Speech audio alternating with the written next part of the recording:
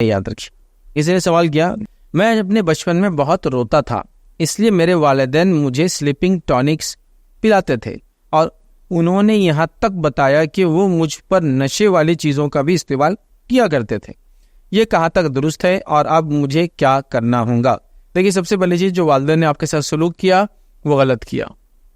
मतलब बच्चे को सिर्फ उसके रोने की वजह से स्लीपिंग टॉनिक्स पिला देना, अगर डॉक्टर रिकमेंड कर रहा था, वो रोना इस लेवल का था कि अपनी जान को नुकसान पहुंचा दे रहा था, वो एक सेकंड केस है। मतलब वो जिसको कहेंगे नॉर्मल जो चीज़ नहीं है उससे हटकर बात हो रही है। लेकिन नॉर्मल कंडीशन के अंदर ऐसा नहीं करना चाहिए कि बच्चा सिर्फ रो रहा है तो आप उसको स्लीपिंग टॉनिक दर सुला दें। या कुछ बच्चे होते हैं जो सोते नहीं, याद रखें, बहुत कम सोते हैं। पैदाइश के बाद 2 घंटे, 3 घंटे, 4 घंटे, वो भी कैसे सोते मालूम? 1 घंटा सुबह, 1 घंटा आधी रात को, 1 घंटा दोपहर में, 1 घंटा शाम, और बाकी पूरा दिन 20 घंटे दिन आपको घूर रहे हो। आप कितने परेशानी में आ जाते हैं ऐसे बच्चों के साथ, है ना, बहुत मुश्किल जाता है।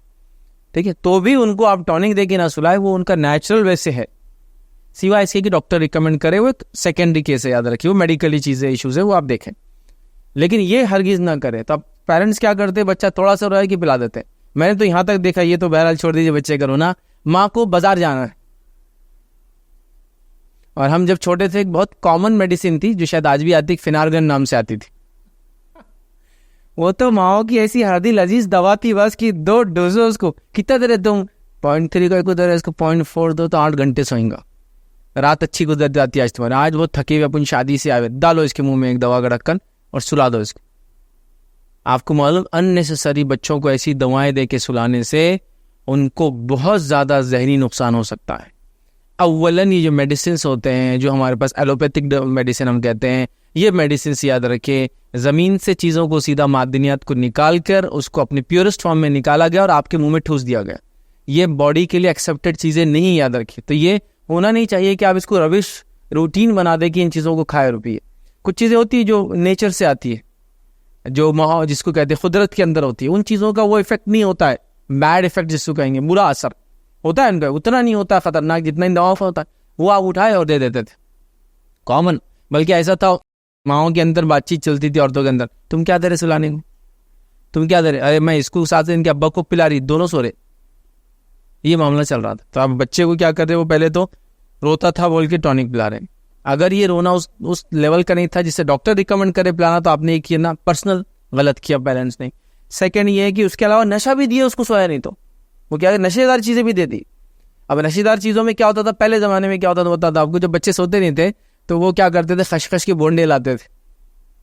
मान लो खसखस का जो बोंडा होता है नीचे का, याद रखिए, खसखस वो बोंडे के ऊपर खसखस लगती है बीच में, और उसके बीच में अफीम निकलता है, अफीम उसी में से निकलता है। याद रखिए, खसखस अफीम का बाय प्रोडक्ट है, इसलिए खसखस उगाने की परमिशन हर जगह नहीं होती। कितनी महंगी हो गई ना, क्योंकि बहुत कम जगह उसका लाइसेंस होता है उगाने का।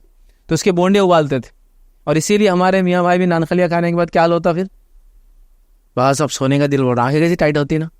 खसखस एक्चुअली बाय प्रोडक्ट, उससे नींद आती है, वो अफीम का बाय प्रोडक्ट। ठीक है, तो लिहाजा वो उसके बोंडे उबालते थे और बच्चों को पिला देते थे। लेकिन वो एक्सट्रीम केसेस में, जब वो तकलीफ होती थी, कुछ उनको इलाज किया जाता था, खतना वगैरह होती थी, तब ऐसे तकलीफ है, गिर गया, तब कोई अल्टरनेट नहीं था उस जमाने में, ये सब तो करते थे। अब उसके बाद के दौर में क्या किया लोगों ने, मालूम को, फिल्मों का असर। फिल्मों में जो एक हीरो रहता है, उसका बुरा बाप रहता, वो क्या करता, लेता हाथ में एक बॉटल उठाता शराब की, कुछ हिस्सा डालता और पिला देता, ये टन होके पड़ा रहता, जुकाम है दे दो इसको एक ढक्कन पिला दो फला, ये भी करते हैं। तो इनको नशा भी दे दिया। तो नशे से मुराद जो भी बहरहाल उस नशे थे वो था, वो भी पिला दिया गया। नशा अगर आपकी वालिदैन आपको पिलाते तो हराम काम किया। जब तक वो दवाएं दी थी, प्रिस्क्राइब थे, तो ठीक था। नशा दिया तो हराम काम किया, गुनाहगार भी हुए वालिदैन, आप नहीं हुए, वालिदैन गुनाहगार हुए। अब सवाल और चीज़ों का इस्तेमाल करते थे, ये कहाँ तक दुरुस्त है? दुरुस्त तो बिल्कुल नहीं था, दोनों भी दुरुस्त नहीं था, एक तो हराम था और एक दुरुस्त नहीं था। सिवाय डॉक्टर के रिकमेंडेशन से दवा दुरुस्त थी, नशा तो किसी हाल में दुरुस्त नहीं था। अब मुझे क्या करना होगा? आपको कुछ नहीं करना होगा। अगर आपको उसकी आदत हो गई थी तो आपको आदत छोड़ना होगा। आज भी पिलाते हैं तो आज नहीं पीना होगा, जैसे आप बड़े हो गए इसलिए सवाल कर रहे हैं, और आपका कोई गुनाह नहीं इसके अंदर, आप जिम्मेदार भी इन चीज़ों के।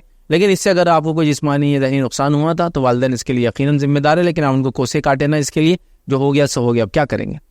लेकिन ये कॉमन होता है। बच्चों का ख्याल रखना, देखिए बच्चों का ख्याल रखना इतना इम्पॉर्टेंट है। याद रखिए कि अल्लाह ताला ने जो जानवर भी बनाए ना, वो जानवर भी अपने बच्चों का इतना ख्याल रखते हैं और अजीब व गरीब ढंग से ख्याल रखते हैं। आप एनिमल किंगडम को देख ले, आपको समझ में आ जाएंगे। ये बात बिल्कुल वाज़े है, बिल्कुल वाज़े है। मतलब एक हिरन ने एक बच्चा दी और वो तब तक उसके पास से नहीं हटती, हत्ता कि शेर भी आ जाए तो नहीं हटेगी जब तक वो कोशिश ना करे कि भागे मेरे साथ। तो ये उसकी मोहब्बत की अलामत। आप देखिए कुछ मछलियां होती है, अंडे देती है मछली, तो वो जो मेल रहता है उसका वो अंडों को अपने मुंह में पालता है और बच्चे निकाल के वो करता है। कुछ जानवर बच्चों को पालते हैं और खुद मर जाते हैं, देखा होगा ना, बच्चों को पालते हैं खुद मर जाते हैं। बिच्छू की मिसाल ले लीजिए, उसके बच्चे उसकी पीठ से निकल जाते हैं, जब बड़े होते हैं पेट में उनको निकल जाते हैं, पीठ फाड़ के निकल जाते हैं, माँ मर जाती है। तो इतना ख्याल रखते हैं अपने बच्चों का। कुछ देखिए हो कि मेंढक वगैरह, बतख को देखिए, कैसे बच्चों को लेके अपने पड़ों के अंदर, मुर्गी को देखिए, तो हर स्पीशीज के अंदर ये मादा है।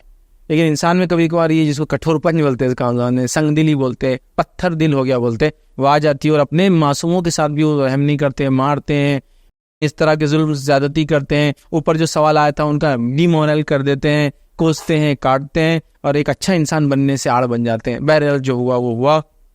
आप अल्लाह से दुआ करें और आगे बढ़ जाए, और आपका इसमें कोई दोष और कसूर नहीं था, अल्लाह ताला आपके नहीं करेंगे, लेकिन वालिदैन से ज़रूर इसकी पूछ होंगी कि उन्होंने इस तरह का सलूक बच्चों के साथ क्यों किया।